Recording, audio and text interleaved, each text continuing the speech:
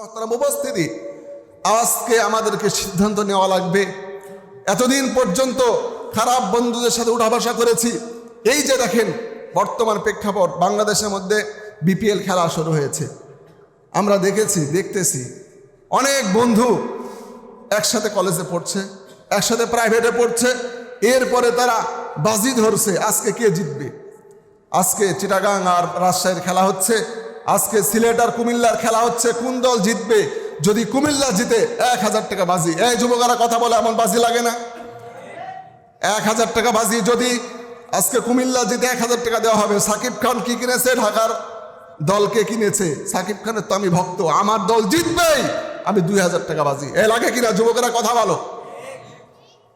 এই যে বাজি লাগালাগি শুরু হলো। এখন এক্সাম্পল স্বরূপ বলতেছি, আমার বন্ধু যদি একজন এখানকার যুবক হয়, ও আর আমি যদি একসাথে চলাফেরা করি, আমি তো খেলা দেখি না ঘোড়ার ডিম, তারপরে যদি একটু ধারণা থাকে, তো আমাকে এসে ও যদি বলে, হুজুর আজকে ঢাকার রাজশাহী খেলা হচ্ছে, সাকিব খানকে আমি ভালোবাসি, তার মানে ঢাকা আজকে জিতবে, আর আপনি রাজশাহীর মানুষ, আপনি রাজশাহীর দল নেন, বাজি লাগবো। বুঝে থাকলে বলে, আমি কি আমত হলো কি বাজি লাগবো নাকি তার সাথে? বা একজন আমি বাদ যে কোনো একটা মসজিদের ইমাম সাহেব, কোনো একজন হুজুর, কোনো মাদ্রাসার টিচার, তারা কি স্বাভাবিকভাবে বাজি লাগবে? তার মানে বোঝা গেল, আপনার বন্ধু যদি আল্লাহওয়ালা হয়, আল্লাহর পথের মানুষ হয়, তাহলে দুনিয়ার ভুল কাজ যখন আপনি তার সামনে করবেন বা তাকে সাথে নিয়ে করতে চাইবেন, অন্তত ওই ভালো মানুষটার উসিলা করে হলেও ওই খারাপ কাজটা থেকে আপনি বেঁচে থাকতে পারবেন। ঠিক কিনা বলেন? এজন্য আল্লাহ পাক দুনিয়াতে মানুষদেরকে ভালো বন্ধু বানাতে বলেছেন। রাসূল আকরাম সাল্লাল্লাহু আলাইহি ওয়াসাল্লাম বলেছেন। আজকে বিপিএল খেলা চলছে, অহরহ মানুষ, এই যে যুবকেরা, অনেক ব্যবসায়ীরা বাজি ধরছে, যেটা একদম সম্পূর্ণ হারাম, সম্পূর্ণ হারাম। বিপিএল খেলাকে কেন্দ্র করে টি-20 আরো বিশ্বকাপ বিভিন্ন খেলাধুলা হয়, এগুলোকে কেন্দ্র করে ওই ধরনের মানুষের সাথে উঠা বসা করে।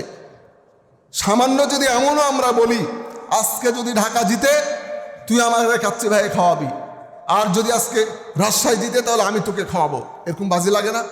এই যে খাওয়া খাই বাজি, এটাও তো হারাম হয়ে যাবে।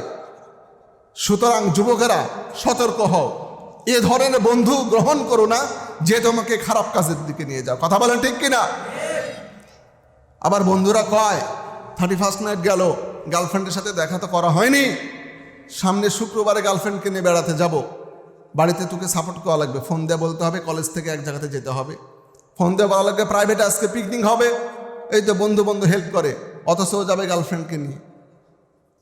অনেক ভিডিও ভাইরাল হয়, দেখা যায় গার্লফ্রেন্ড বয়ফ্রেন্ড পার্কে কুকাম করছে, 3-4 জন বন্ধু সাইড দিয়ে সিকিউরিটি দিচ্ছে। এই কথা বলো ঠিক কিনা? এটাই চলে। আমি এগুলো একটু হলো জানি, কেন পার্কের পাশে আমি থাকছি তো দীর্ঘদিন। এজন্য আমার বন্ধু যদি আল্লাহওয়ালা হয়, আমার সাথী যদি আল্লাহওয়ালা হয়, তো আমি খারাপ কাজের দিকে যেতে চাইলেও ওই বন্ধুর উসিলায় কাজটা থেকে বেঁচে থাকতে পারবো। ঠিক কিনা বলেন? অপর দিক দিয়ে দেখেন, আমি আর একজন এখানকার কেউ যদি একসাথে আমরা চলাফেরা করি, এখানে ঘুরতেছি, কোনো কাজে আসি, হঠাৎ করে আসরে আজান দিল, তো আমি তো আমার নিয়ম অনুযায়ী আমি নামাজে যাব, তো আমার সাথে যে থাকবে ও জেনারেল স্বাভাবিক একজন মানুষ, তো আমার সাথে থাকার কারণে চক্ষু লজ্জাতে হলেও তো অন্তত আমার সাথে নামাজে আসবে। ঠিক কিনা বলেন?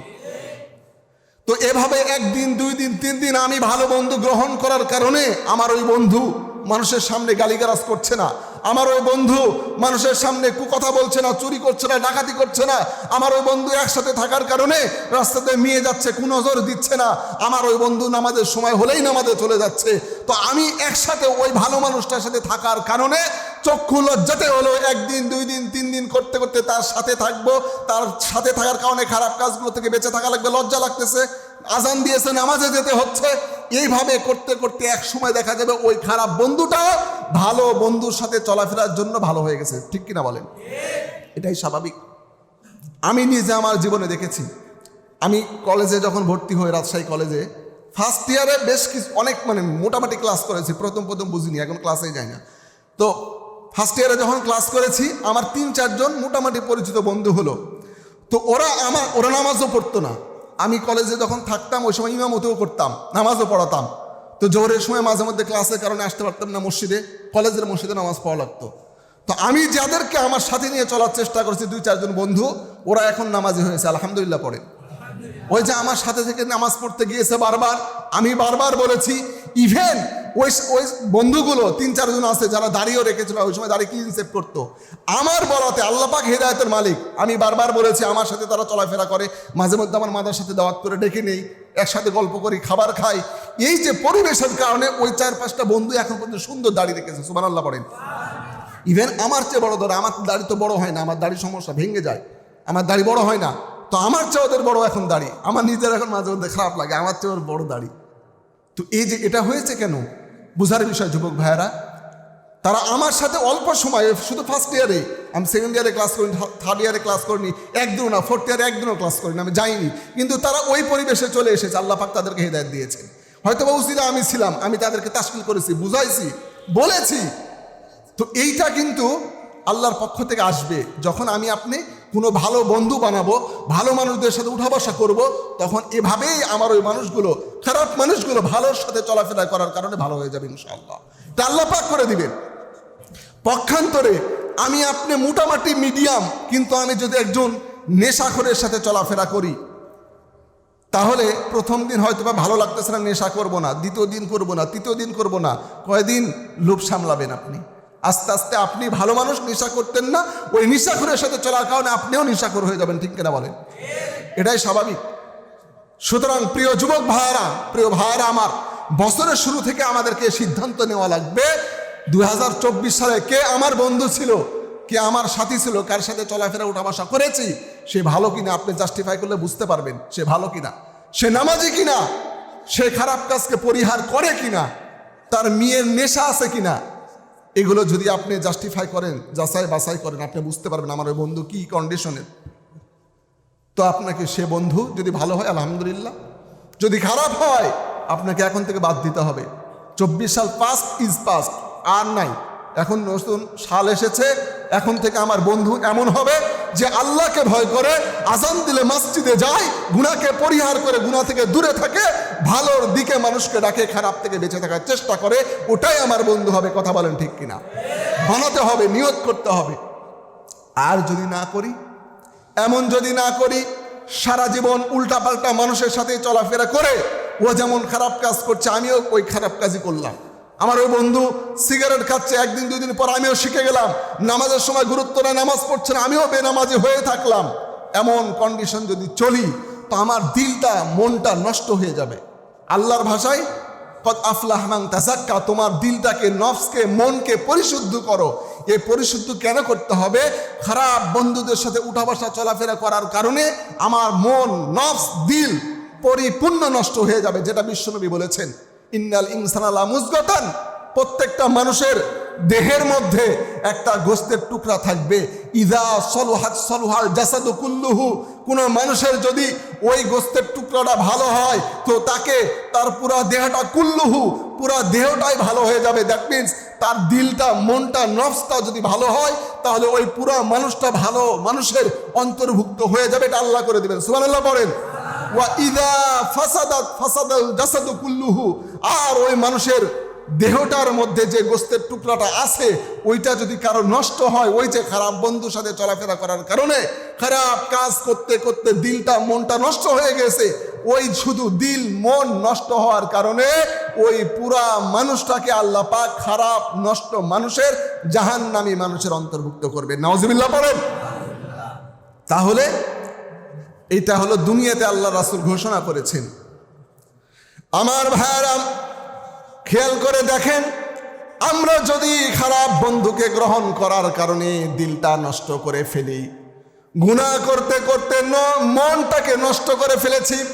বিশ্বনবী হাদিসে এটাও বলেছেন, যার দিলের মধ্যে বেশি গুনাহ, যার মন মানসিকতা বেশি খারাপ, ওর ওই গুনার গন্ধের কারণে, গুনার ঘ্রাণের কারণে নেককার ভালো রহমতের ফেরেশতা ওই বান্দার কাছে আসতে পারে না। নাউজুবিল্লাহ পড়ে, আল্লাহর হাবিবের ঘোষণা। সুতরাং কেহ যদি এ দুনিয়ার জিন্দেগিতে তার এই দিলটাকে আত্মশুদ্ধি, নফসটাকে পরিশুদ্ধি না করে, তো আল্লাহ পাক তার ওই দিলকে, তার ওই নফসকে পরিশুদ্ধের একটা ব্যবস্থা করে রেখেছেন। মুহাদ্দিসিন কেরামগণ বলেছেন, এই দিলটাকে পরিশুদ্ধি করার 2টা পদ্ধতি। একজন মানুষের ইহকাল এবং পরকাল উভয় জগৎ মিলে প্রত্যেকটা মানুষের মনটাকে পরিষ্কার করার দুইটা পদ্ধতি। এক নম্বর পদ্ধতি হলো, দুনিয়ার জমিনে কেউ যদি তার মনটাকে ভালো করার জন্য, দিলটাকে পরিশুদ্ধ করার জন্য সে ভালো মানুষের বন্ধু হিসাবে গ্রহণ করে। আগের কথাটাই আবার বলছি, কেউ যদি ভালো বন্ধু গ্রহণ করতে পারে তাহলে খারাপ কাজ থেকে বেঁচে এসে ভালো কাজের মধ্যে শরীক হতে পারবে। বন্ধুর সাথে চলাফেরা করার কারণে তার মধ্যেও ভালো গুণ চলে আসবে।